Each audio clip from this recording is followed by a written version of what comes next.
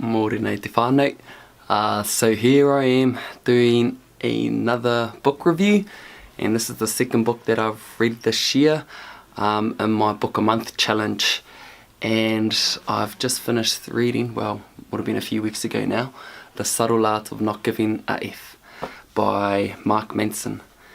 And yeah, I'm pretty thankful that I've actually read this book, because I didn't even plan on reading it.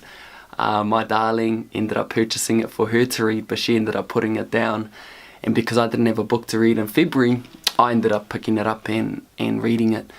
And I almost put it down within the first few chapters because there were some things in there that really challenged the way that I do things, the way that I think, and I didn't want anything sort of changing the way that I saw things, because in my opinion I thought it was pretty good.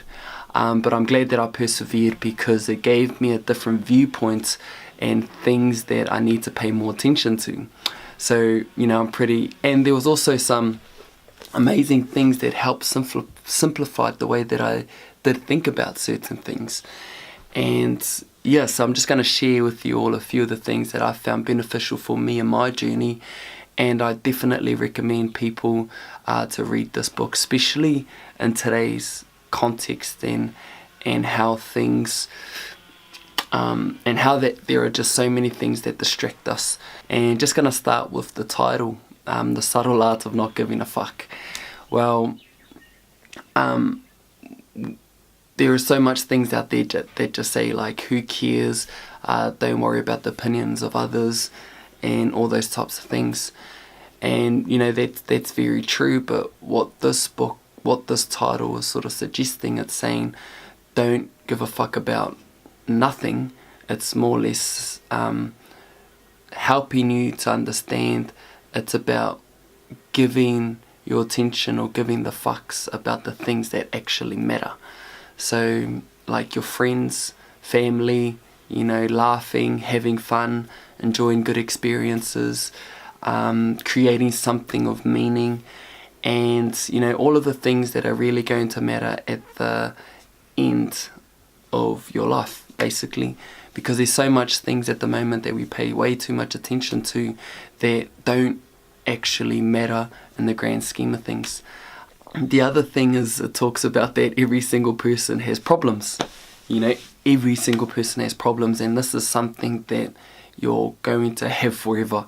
You know, you might have a problem that you can't overcome at the time, so you distract yourself with trying to do other things. But if you can never face the problem head on and try and solve it or figure out a solution, that is going to stay with you throughout the course of your life. But as you solve one problem, another problem can come up so easily. So it's about accepting the fact that we're always going to have problems in our lives, and each individual it's up to them in order to find the solution. You can get support from other people, but you can never expect other people to solve your problems for you. And the thing that I mentioned at the start is this book helped explain, because sometimes we see partners or people who are together, they are where a nice, you know, someone who we perceive to be nice ends up with a douchebag, and someone who you feel in your mind is wrong for that person. And this is just a case of what I just explained, that the douchebag is someone who has problems, and they continue to have problems, and they end up finding someone who this book explains to be a saver. And a saver is someone who likes to solve other people's problems. So hand in hand they work, they feel that they need each other, but that's why we see that those relationships end up being toxic, because one person is expecting someone else to solve their problems, and the other person is wanting to solve their problem because they feel that that's going to give them the attention and admiration that they desire. But in hindsight, it's all about the individual. Or something else. It talks about every single thing, every single decision that we make throughout our lives, it's based on the values that we have. And this book is so huge on values, and it masks it with what the title is. But everything that is based within our life is based around the values that we have. And I would just like to use myself as an example.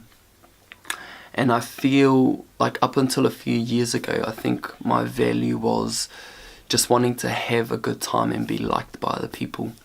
So that's why I feel that I was always out drinking, trying to find the ecstasy of having a good time.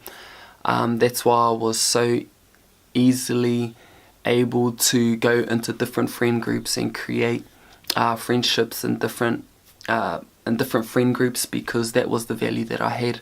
Is I wanted to be liked, I wanted to be known, to have heaps of friends, and I wanted to have a good time. And I thought that drinking and partying, I thought those were the things that'll help align with that value.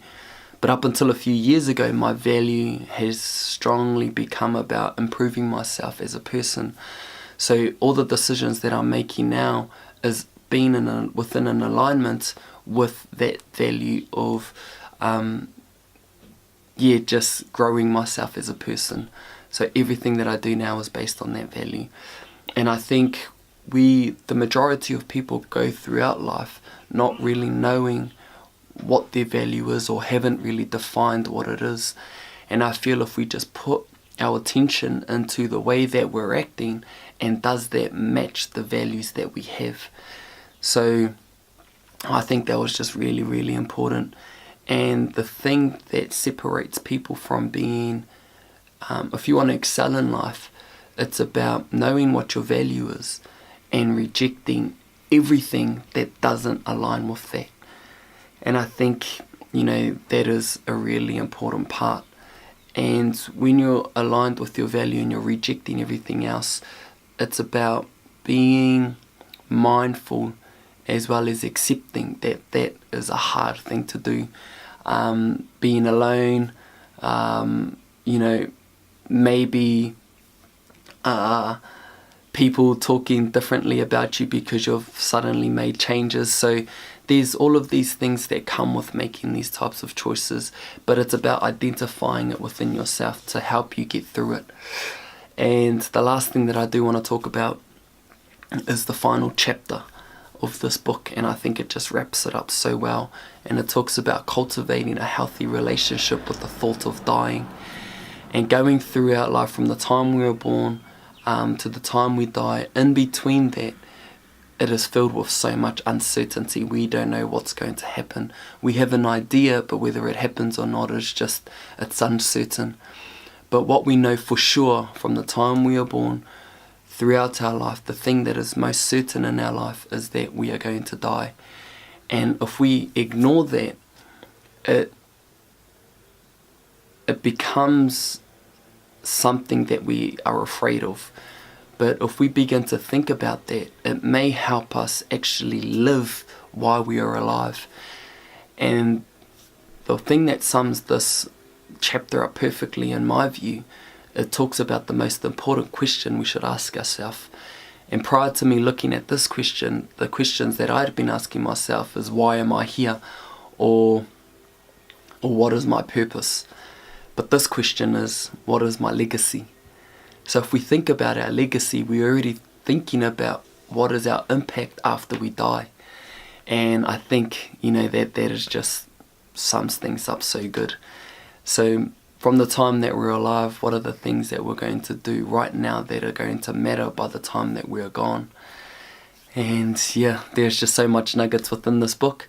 I know it's pretty deep, but hey, that's just the way that I think. People might interpret it differently, but this is just some of the nuggets that I've got out of this amazing book.